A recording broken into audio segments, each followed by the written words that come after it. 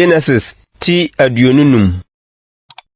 Na Abraham ware yire bio, ni din de Keturah, na owo Simran ne Yoksan ne Medan ne Midian ne Isbak ne Suyamano. Na Yoksan wo Seba ne Dedan.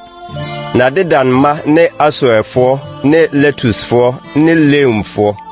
Na Midian ma ne Hefa ne Hefe ne Hanok ne Abida ne Elda. Yenum nyinaa ye Keturah ma. Na Abraham de de owo nyinaa ma Isaac. Na emprama Abraham wono de bra Abraham te asye no oche wonade na oja won kwan firi ne ba Isaac ho ma wokọ apuye asase no so. Na Abraham na odi yeye mfie oha aduosonum. Na Abraham ja ne honhum na owu adwunopamu wabo akokra na mfie amen no na oboaboa no ano kan ne nkrofo ho. Na ne ma Isaac ne Ismael siye no Makpela bodan mu wo hetni Efron Sohaba afuyo no mu wo Mamre tentenso. Afuya Abraham to no het mansem no. Eho na wo sie Abraham ne yere Sara. Na Abraham wuo achiri no Onyankopon hyira ne ba Isaac. Na Isaac tena Lahai Roy abura no ho. Na yeni Abraham ba Ismaila Misrini Hega Sara afna no woma Abraham no awonto atoaso. Na yeni Ismail Madina wode frɛ won awonto atoaso no. Ismail abakan ne Baot ne Keda ne Abdil ne Mipsam ne Misma ne Duma ne Masa Hadad ne Tema Yeto Nafes ne Kedema. Yenum ne Ismail ma na yenum ne wondin sade unkura ne won srabantie atitire dumienu ne won aman. Na Ismail nkwamu mfia odi yenie mfrinsia oha aduasanso. Na oja ne hunhumu na owui na oboaboa no ano kan ne nkrofo ho. Na otena firi Hawila kosi so a ewo Misraim ententenso de rekọ Asiria no. Na otena ne nuanum nyinaa anim. Na yenum ne Abraham ba Isaac awonto atoaso. Abraham wo Isaac. Na Isaac di mfrinsia aduanan no oware Rebeka. Aramni Betuel ba ofri Mesopotamia no ne Aramni Laban nua.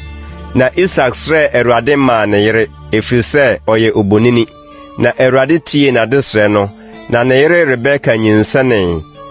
Na nkokwa no pempem won ho won ne yem na ose Sete saa na meti asere yedin.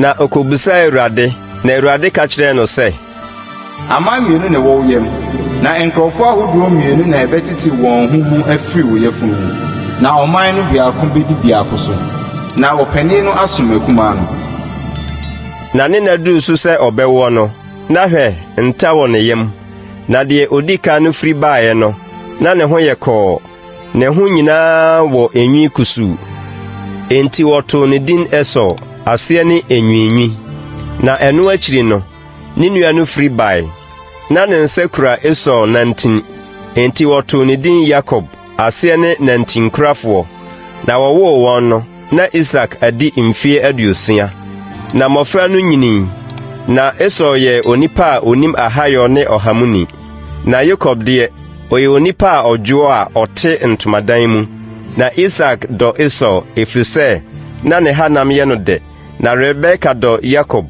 na Jacob no a aduane bi na Esau free room baaye no na wabre na Esau ka kire Jacob se mama de kokoi bi menie na mabre enti wode tu ne din Edom ase ne adekoko na Jacob ka se ton pani ma menne na Esau ka se hwe wo na mrebe wei na opani be ya medien na Jacob ka se kantam kire menne na okantam kire no ton ne pani ma Jacob ena Jacob ma Esau pano ne asedua wanoa na odi na onomen na osore ko ne kwan na sede Esau amu ne paninni